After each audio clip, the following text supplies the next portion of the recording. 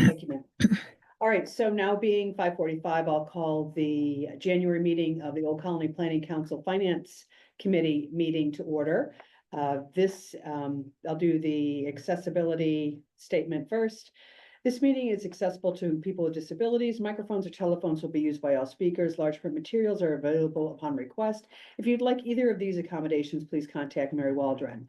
The Notice of Non-Discrimination Rights and Protections to Beneficiaries regarding Federal Title VI non-discrimination protections and the state non-discrimination protections is available on the Old Colony Planning Council website. And Mary, can we do roll call? We can. Chair Christine Joy. Present.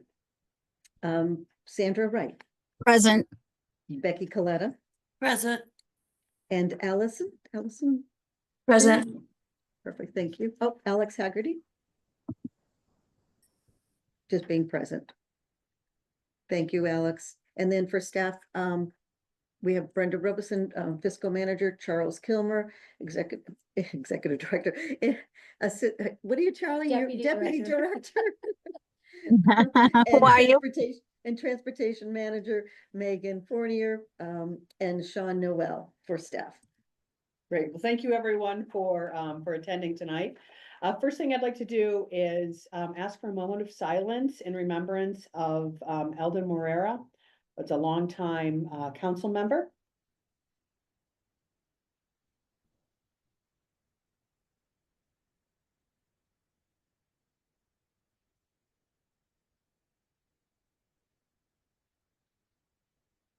Thank you. Thank you, everyone. All right.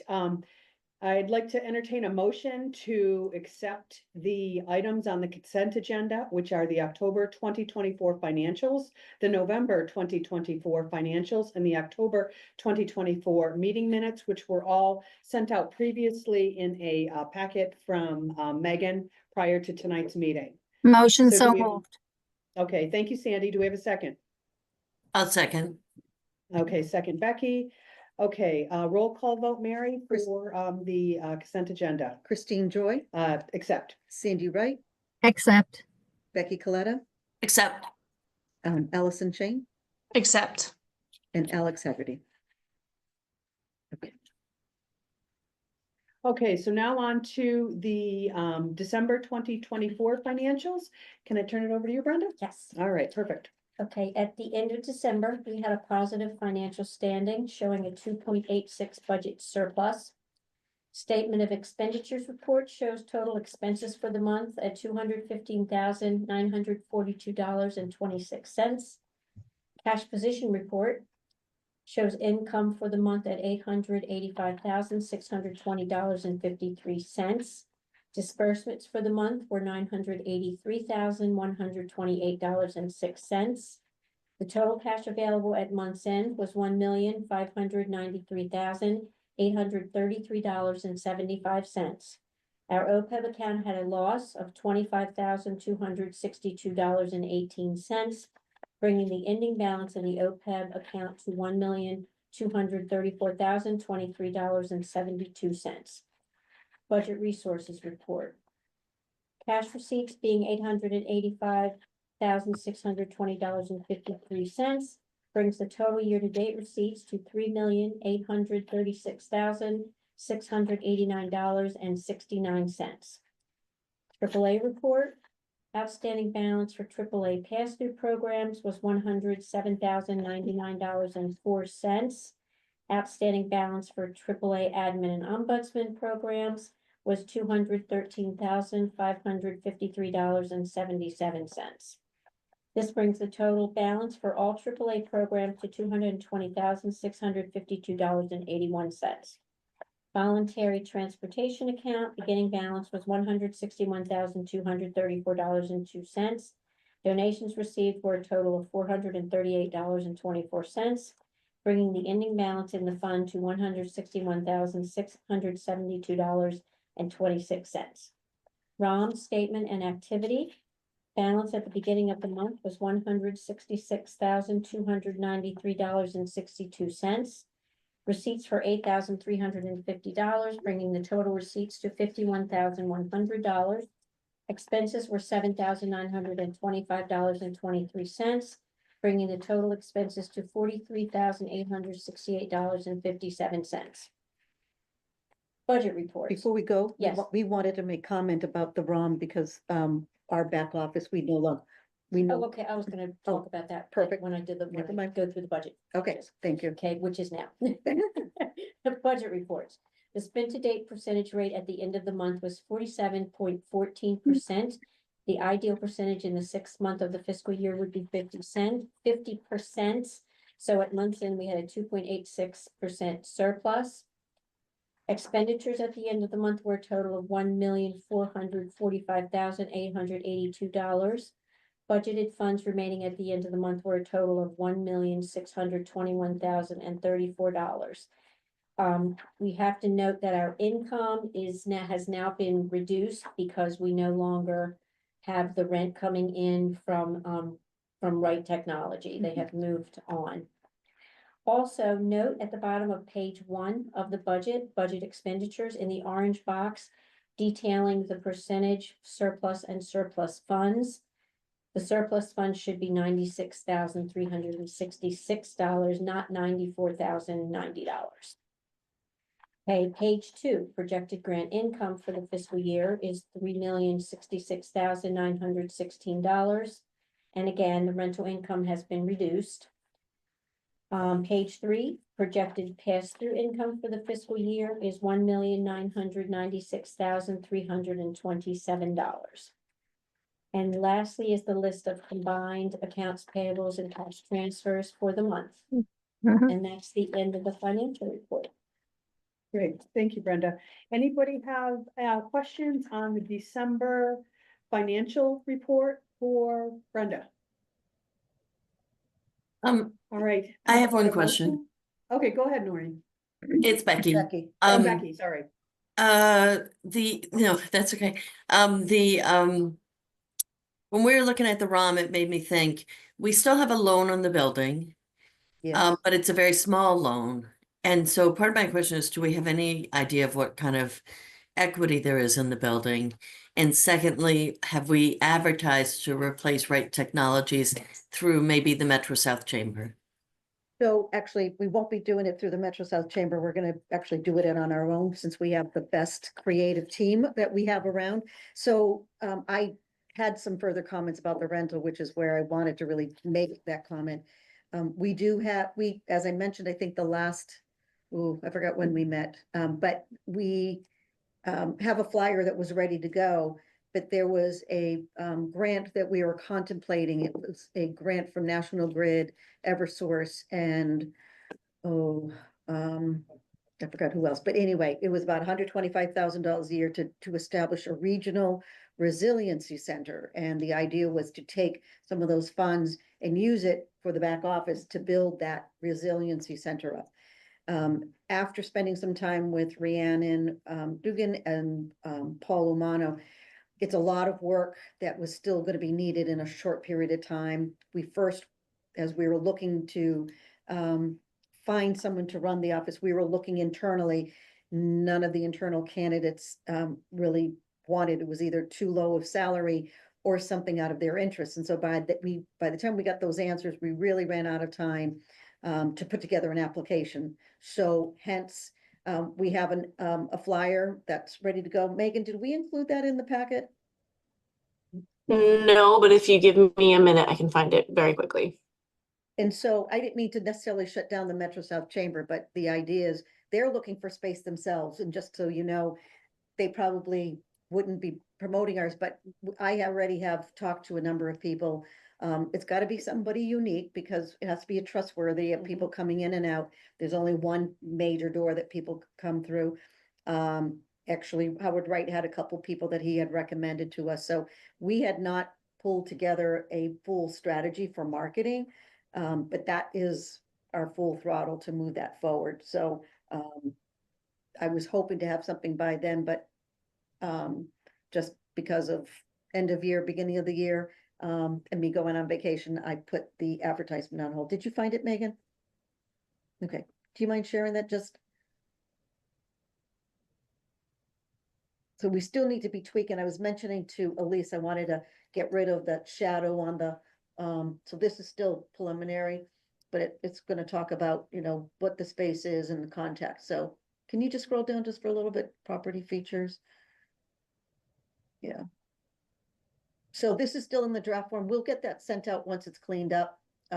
Like I said, I'm a little picky about it. The shadow that's underneath Old Colony Planning Council, a little distracting, that can be taken out, but basically it looks like professional offices. So that's the goal. Great. The goal was to have something in, again, the funding goes to ROM. It doesn't go to OCPC. It goes to the ROM side. And we do not have any employees on that side, but we have a building to maintain.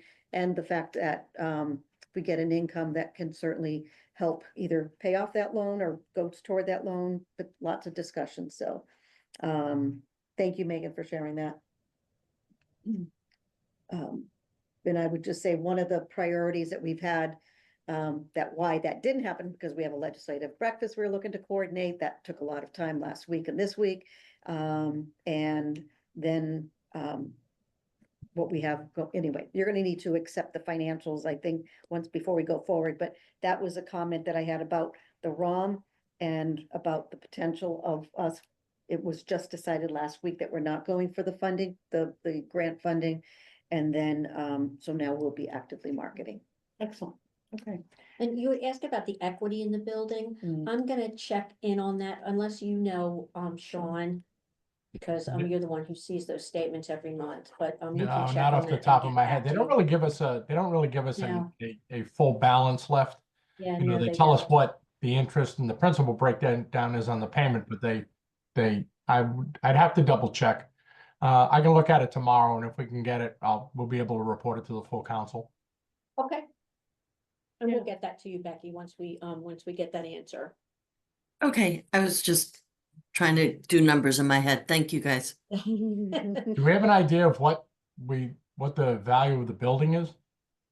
You were gonna get that from CLA, right?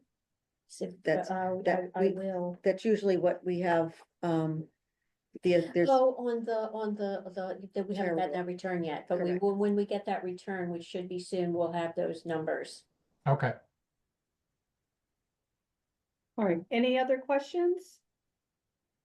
All right, do we have a motion to accept the December 2024 financials as presented by Brenda? Motion so moved. Okay, and do we have a second? I'll second it. Okay, second. All right, roll call vote, please, Mary. Christine Joy, Accept? Becky Coletta, Except, Sandra Wright, Accept. Noreen O'Toole, Except, Allison Shane, Accept. and Alex Haggerty. Okay, Mary, how about number 5, update on state and federal actions? Yeah, so we had a pretty busy day today. It actually started a little bit last week. So there's been some executive orders that we were aware of last week for the initial, and then there was additional executive orders about the temporary pause of funding, of federal funding, grant funding. And so a lot of that was like, what does this mean? And a lot of our contacts didn't really know what that means either. There have been some slow communications and sharing of a memo from the Office's Management and Budget. I will share that with you because that came in late in the day. What I have asked is each of the managers to at least inform me about what the potential impact may be. And I'm going to first start with Brenda, because one of the things I've asked Brenda in terms of if we actually go to our financials, actually, if we go to the financials, revenue page, Megan, please. And if we start, go down. Nope, go down. There we go. Oops. Nope, you're going revenues. Stop right there, I think. And if you go just a little bit up. Department of Community Transportation. So in our revenue element, and I believe Brenda, you broke that down for me. Did. Do you remember what the percentage was of, we get something like $5 million worth of revenues? I don't have percentages, but I have numbers. Yeah. In I went back to the audit for FY twenty-four just to get a general idea. Audit for FY twenty-four shows our federal revenue at $4,298,000. If we subtract the pass-through funds from that, which is the subrecipients, that number reduces to $1,921,794, which is all other direct federal funds.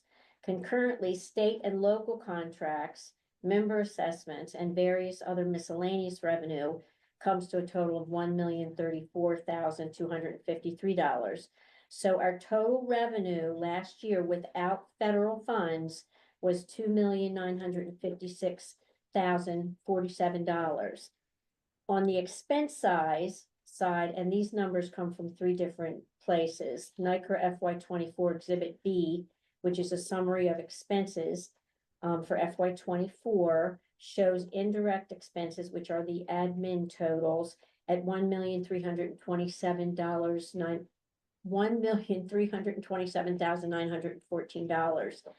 I did a QuickBooks separation of direct expenses total of the non-federal grants. So I went in and looked at the actual expenses and separated out the federal from the state.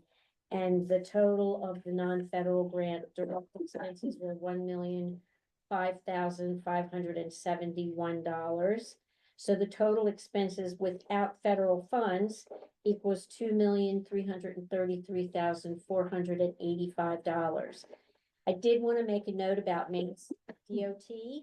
Mass DOT FY twenty-five budgeted funds are $1,273,000. And that grant has stayed close to that amount each year. Even though Mass DOT is a federal grant and it's required to be recognized as a federal grant on our CFO report, which goes through the annual audit, even though it's a federal grant, those funds are passed through the state and the revenue actually comes to us from the state. And we have been told that those funds will continue, therefore the Mass DOT funds are not included in the federal revenue or expense numbers that I just gave everyone. So at the end of the day, it looks like we could survive without any of the federal grant funds, but we still would be losing quite a bit of There- money. Right, and so you just talked about transportation, but the economic development side, again, let me pull back a little bit further here. The idea for myself and to present to you as a finance committee is, we're not gonna yell fire in the middle of a crowded room. That's irresponsible. What we can do, and Brenda put a lot of numbers out, and I'm sure half of you are saying, what the hell did she just talk about? Because I'm saying that myself without having to be anything read. And I did, again, I have some things that are in our SharePoint, our share that I'll have Megan combine and share with all of you. But the reality is that until this report, right, in the end, what it says here is that no later than February 10th, agencies shall submit to the Office of Management and Budget detailed information about programs and projects and activities. In each of these agencies, again, funding, Economic Development Administration, the executive, it's Older Americans Act. There still are some resiliency and climate. Those seems to be at some of the issues about where we go forward that we do receive funding for. Our water study is at risk. One of the things that we've told Joanne is because we have a bill, one of our biggest bills is from CDM on the regional water study, is that to hold off and put a hard stop, because if we incur costs that CDM is going to expect to be paid and we don't have the money to pay for that, what are we doing? So that became my decision internally to report out to all of you. And again, I will share this OMB report and to at least monitor it.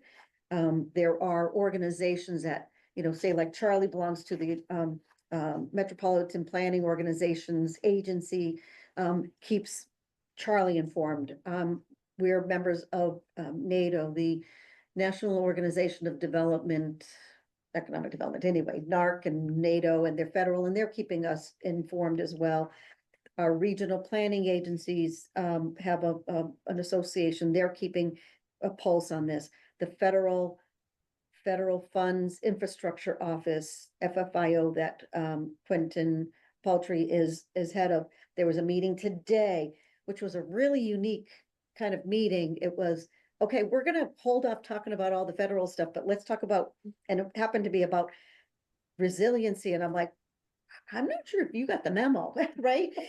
And in some ways it was a little, I mean, that was my initial reaction. But again, our biggest concern, will be where our federal funds. So like Joanne, pretty much 50% of her time had been allocated to the regional water study. If we stop that, any kind of expenditures of those funds, what else is she gonna be able to work on that is state funded? So I wish I had more information for this meeting. I don't, but I will share what each of the departments. Charlie did a bullet point from a meeting that we were on, that we were at in Worcester, with Federal Highway sitting in the meeting with us. And while Brenda says, hey, it's not really worried about it, I'm not sure if that's that really is the answer either. I think Federal Highway still did not have information last Thursday. So as we move forward, we'll continue to keep this organization, particularly this finance committee, and as well as the committee as a whole, the council as a whole, of information. So,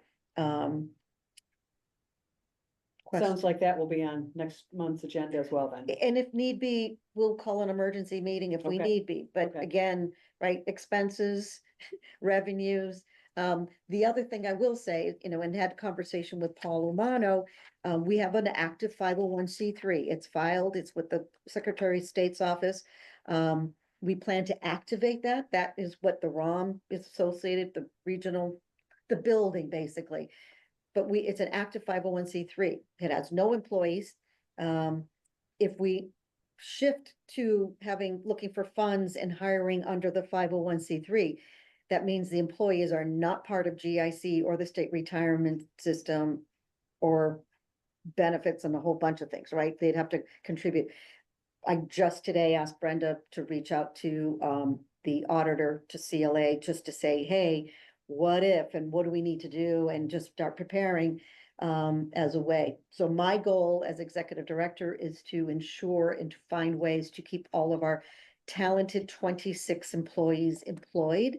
But that's still to be determined in many ways. And again, you'll see there are some more vulnerable departments than others. And that's kind of where we are. Any questions for Mary? Christine, I have a, Go I have ahead, a, Sandy. I have a question. I don't know, it might be for Mary or somebody else there. As far as these, I kind of forgot one, excuse me. These figures, are they projected or are they actual numbers? Because I know sometimes you have to wait for the grants and stuff to get in. So are these projected numbers or are these actual numbers?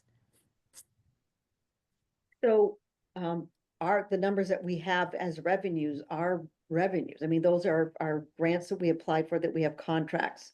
The ones that we know that are more of concern, we just received the $1.99 million for processes with the MPO. We don't have a signed contract. That's one that we've had communications with that is most likely may not at this point, may take a little bit longer to figure out whether it's going to be fulfilled. I do want, Charlie, thank you for putting this in the chat. It just came in before the directive. It says Judge Lauren Aiken issued a brief administrative stay, temporarily halting the implementation of the federal funds pause. The ruling prevents the suspension of disbursement of all congressionally appropriated funds, including the listed federal aid highway programs in the memo. Until February 3rd at 5 p.m. It says view the list of federal programs impacted by the OMB memo. The judge cited concerns about irreparable harm and emphasize the need to maintain the status quo while further litigation takes place. Meanwhile, this provides a temporary reprieve. We are closely monitoring the situation and will share additional updates. So see, it's changing like every minute. Yeah. So our point is that we're gonna continue. I will ask Megan to put in the Google Drive, not only these documents, but as we move along, because it's gonna move fast and furious, and rather than sending emails, I would say on a daily basis, I may say, a quick briefing, we have an update, check the Google Drive for the information, and if something that is needing of action, either by the council or by the finance office or both, we would update you. So, there's been the whole dialogue. We have contracts that we've signed. There has been, issues raised across the Commonwealth by other regional planning agencies and organizations that these are contracts and to violate that would, certainly cause, and whether we take on litigation or not, but understanding that one has, there is a philosophy of looking at, what funds are being distributed across the country about, and how do we continue working and providing service, and I can only speak to OCPC of our work. As you know, we're transparent, we're diligent, we value every public dollar that comes into this organization. I would say the word frivolous is never on our plate, and most of the staff knows me pretty well, and being frugal, it's the way that we continue to value the public dollar, the taxpayers' dollar. So, we will share all of that. Thank you, Charlie, for putting that information in there. We'll add that information to the Google Drive as well. Mary, can I ask, what does AMPO stand for? This just Oh, came in that's from the AMPO? that's the Association of Metropolitan Planning Organization. Okay, thank you. So, as you know, the MPO for Old Colony MPO has state as the Mass DOT and has elected, we elect from different kind of centers. The mayor serves automatically the city of Brockton as a voting member. So, Charlie, there are how many MPOs across the Commonwealth? Well, there's 10 in Massachusetts and then 3 rural regions that are treated as MPOs. Thank you, Charlie. But Great. Thank you. nationwide, there's probably close to 400. 400. Beautiful. All right, thank you. Thank you very much. All right, any more questions? There was, yeah, I have some. He had a Sandy. question. go ahead. Yeah. So, a few things. First, I did see Steve Miller on the TV right before we started this call. And he seems to be walking back the breadth of this order and saying it's more targeted at things that happened at the end of the Biden administration and at DEI. So it sounded like the administration was going to back off of this a bit. He was trying to say that this was more media hype than reality.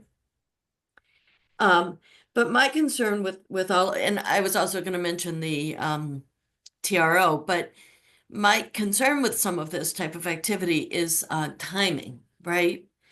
Like our DOT money might not go away, but what if we get delayed in receiving money? So I guess what I was hoping to see is how long could we last with a pause in cash flow? And is the state giving us any assurance that they would cover us for some period of time? And in particular, I'm looking at AAA money, where we tend to be behind in receipts, right? We tend to bill that and have a chunk of money that's owed to us on AAA money. And I don't know if the state's been trying to get caught up with the feds on the AAA, or how that money works, but I worry when I see that out there. And if the spigot stops, like I just think of it like musical chairs. Where are we going to be on the musical chairs if there's a pause. And I tend to think the water study would not be under climate or resiliency. I see the water study as more kind of basic infrastructure. It's Um, it's EDA funding, Becky. Yeah, but it's EDA funding that's not directed just at like coastal resiliency. It's a kind of like I would worry if like the MVP grants, if those were federal grants, I would worry more about those. I would worry more about anything that has to do with equity or DEI in assessing equity in programming. But I guess my biggest question is how do we get through a month or two if there's a holdup while something gets litigated? How, So you know, let me, we can I have take a cash in the couple? bank and we have some amount of money that comes from the state, but do we know how many months we could survive without laying people off or pausing or furloughing anybody? Well, let me take a couple of these because there's a lot of questions you put out there. And again, I want to be able just to reemphasize, this is all new to this morning, walking in the door because it was announced last night, trying to get all this information. I tried as much as I could to get as much information to not just you as a president, but to the whole finance committee and to the rest of the council. But I have no clue. I had no indication that the state is going to cover us. There's been no indication from anyone, anywhere.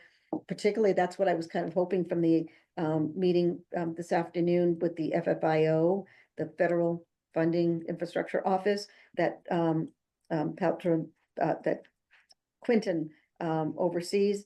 It was perused upon. So that was one I have his email. I'm gonna reach out and make sure legislators are on that just to find that out. You know, I will ask Brenda and Sean to make this a priority just to find out again, you know, you sneeze and then there's a new direction, right? So at one point where, okay, all federal funds are gone, and then, wait a minute, nope, wait a minute, it's these, and then as Charlie had indicated, and we can pull that up in a minute, but it was basically, they took funding, the Mass DOT or the transportation funding, took DEI, cleansed it, and then just said, okay, now we got that cleansed, we're ready to go, or we're gonna be able to move forward, and we seem to be, as long as it gets cleansed from anything that says DEI in it. And so I would need to have Sean, and to get to your question, Becky, about, you know, to get through a month or two, that would require us to do a little bit more digging. We did have some preliminary discussion about that in the office today. You know, because again, when we are supported by federal funding, you know, even like the DLTA funding, the district local technical assistance funding, that's state funding, but we use EDA funds as a match. So the EDA funds, Economic Development Administration, is federal. And in fact, Dawn received phone calls to say, do not ask for any kind of questions in an email. The regional representative just was very cautious, like very cautious. She's been around for 25 or so years and she's never seen anything like it. So we're being, you know, we're trying to figure out all of this, and it's really been only, I want to say 12 hours, not even that, this morning. Again, how long can we last is a good question. I mean, we could sell the building and get some revenue. But what do we have in savings, Brenda? I just added it up with a 3 liquid totally available Yep. accounts. We have $868,796. And our monthly payroll is? Sean? Sean. Monthly payroll is about 170,000. Just a ballpark figure, just to thank you both. I mean, right, so 170,000 is monthly payroll. We have 800 something in the bank. Again, there, I mean, fire away with questions. So thank you, Allison. And if you have any other questions, I know you have to run, but if there's any other questions, please reach out to us on that. But all these questions you're asking are great questions, and we've asked them a little bit internally, and we still are trying to figure out where we might be going on this. If I could Charlie, make, did you want to, oh, sorry. I was gonna say, if I can make one quick comment on AAA, maybe to ease a little bit of Becky's fears with that. Written into the contracts with all of our subrecipients is the fact that they don't get paid until we get paid. You know, while they invoice us, payments to them are contingent upon funds being delivered through EOEA or EOAI now. While it would be unfortunate, certainly for the subrecipients, like I said, that would not necessarily break us. It wouldn't be like we're floating hundreds of thousands of dollars to try and keep OCES moving. And they have been, Sheila Tunney has done a very good job of kind of loosening up the pipeline and getting those funds paid. The obvious cost that we would have to endure would be the salaries of our staff. And again, that's, you know, just went to what Mary asked about in terms of monthly payroll versus what we have in savings. So. In those subrecipients that we talked earlier about this, Sean, that was about 20,000, I think you told me. The smaller 3B subrecipients, everybody but OCES effectively, is about $24,000 a month. That was $24,000 this month. It ranges somewhere between 21 and 25 every month. Because the grants are fairly static. So like I said, it would be that plus, you know, if we were going to float that to keep the smaller subrecipients up and running, you know, and honestly, about half of that simply goes to South Coastal County Legal Services, and they could probably survive without it for a little bit. So we could withhold payment from them and not have to drain our coffers. So, again, lots of different questions, and I just wanted to talk a little bit just quickly about the water study, just because I know, Becky, you brought that up. It is coming to the end. I mean, we're probably out of the close to $900,000 total funding for that. We're waiting $200,000 from the state that we finally were able to work with Senator Brady's office to find the right person to ask the money of, so that will come in to us. Again, what's left are public meetings and steering committee meetings. That is on expenses incurred by CDM. You know, at this point, until we find out, you know, if there's anything more to the point that Charlie brought up in the chat, you know, in terms of the ruling, we certainly, the goal is not to stop us. The goal is for us to keep going forward, but we need to also then be frugal and fiscally responsible, so we are not putting ourselves in debt that we then cannot have to lay folks off. That my particular goal is these talented, qualified staff that we have who all due diligence, knowing that we had these contracts going forward. You know, contracts that we had or potential grants that we've been awarded. We had, you know, basically the one that 1.99, we have it meetings on it, but we have not really expended any dollars on that. So anyway, Charlie, I didn't know, I just wanted to make sure, Charlie and I've had some conversations today about this, but I don't know if you wanted to add anything. Well, I think you covered it very well, and it's as you said, it's evolving almost hour by hour. You know, and just what you saw with that judge's ruling this afternoon, and you know, just a comment about MassDOT. They're always very good. They have a requirement in our contract that we invoice. We send them the invoice, a monthly one, within 30 days of the close of the month, and they pay within 30 days, and that's a federal regulation that they reimburse us. So, I mean, they're awesome to work with, and you know, we invoice them probably on the MassDOT side about 100,000 a month. So, but you know, we'll wait and see.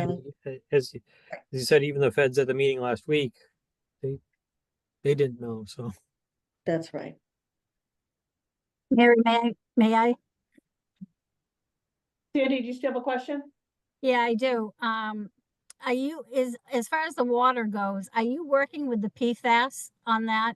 Because I guess at a meeting that I was at today, every town is, you know, got that problem with the PFAS. And once we clean it up, it's not really something that we're ever going to clean up unless they come up with a whole different idea of what to do with the PFAS.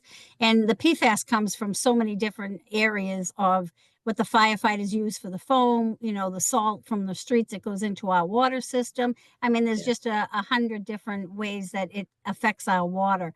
So is this something that I think that this is always something that you're going to have to be working with and on? I didn't know if you were involved in the PFAS or not. I apologize. I should be up more on the water issue, but I No. just wanted to mention that to you. No, no need to apologize, Sandy. In fact, because you raise a good question. The PFAS tends to be more local. You know, the idea of the water study was to look for solutions for water availability and vetting out well with the steering committee about different options.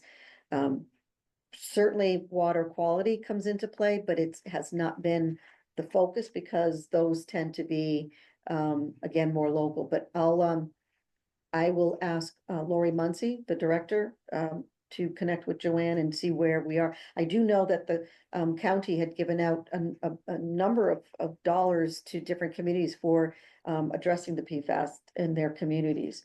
I've been monitoring that, but we have not necessarily taken that up as monitoring on our end. And in fact, that comes down to where the funding comes for monitoring those, the PFAS. Mary, could I add to that? Sure. I attended quite a few meetings in the beginning, and CDM talked about the PFAS, how important that was. And they are doing investigations with every town, trying to find out where the sources are. So that is something that's important in this regional water study. So Sandra, that is really being looked at and studied. Good. Thank you, Yeah. Maureen. Uh-huh. I think it's gonna, you know, it's gonna be an ongoing thing, and I think they It have to. really is. Yeah. Yeah, Thank you. and everybody's concerns are different, even with the PFAS, you know, what the causes are and what's going on. So we'll probably see something in that study about that too. Thank you. You're welcome. Any more questions? All right, why don't we leave this as, Mary and team are gonna stay on top of this. If, something happens that, we need to take some immediate action, we can always call an emergency meeting. Otherwise, Right. we will, keep this on our next agenda and Mary and team will update us then as to what's going on. And including all those questions, I have them written down and Great. we'll follow up with each Beautiful. one of them. Okay, excellent, all right. All right, Um, so, next item is, open discussion. Did you have any plan for that? I actually don't. Okay. All Did right, we accept the finance report? no, thank you very much. Okay, so we did have a motion and I believe we had a second, but why don't we do that again? So, unless you know, Megan, who made the motion and second? Yeah. That's going back to the recording. I think Sandy, did you motion it? I think I did. Yeah. Yeah, No, and and then I I think think Maureen Becky- maybe, or I Becky seconded seconded it. Noreen. I think I Noreen seconded may it. have seconded that one. I Okay. did. Great. Yeah. Okay, so we've got a motion and a second to accept the December 2024 financials as submitted by Brenda. So can we do a roll call vote, Mary? Okay. Christine Joy, Accept? Becky Coletta, That, Sandra Wright, Except, Noreen O'Toole, Except, and then Alex Haggerty. And I know that Allison stepped away. She was Great, her cousin. thank you. All right, so we'll stay on top of the situation will. and I think that's all we've got for tonight. Oh, Charlie has. his Oh, hand go up. ahead, Charlie. Thanks. I dropped a property card link in the chat. yep. I did. It's a 512-400. The The value, assessor's the appraised office. value. So Mhm. Oh, Oh, the value of this building? Yes. Yeah. Thank you, Charlie, very much. All right, so it sounds like we're gonna have quite a bit of items on our next agenda. We will. But thank you all so much for attending. At this point, I'll take a motion to adjourn. motion, motions, Okay, go Okay, so we ahead. got a motion, Noreen, and do we have a second? Second, yeah. Second, Sandy. All right, all right. Thank you, everybody. Thanks for joining.